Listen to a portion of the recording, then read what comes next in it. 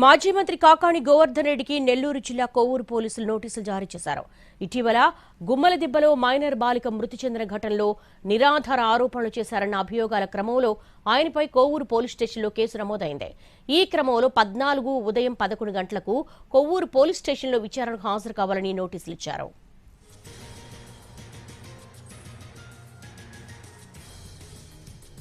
మాజీ మంత్రి కాకాణి గోవర్ధన్ రెడ్డికి నెల్లూరు జిల్లా కొవ్వూరు పోలీసులు నోటీసులు జారీ చేశారు.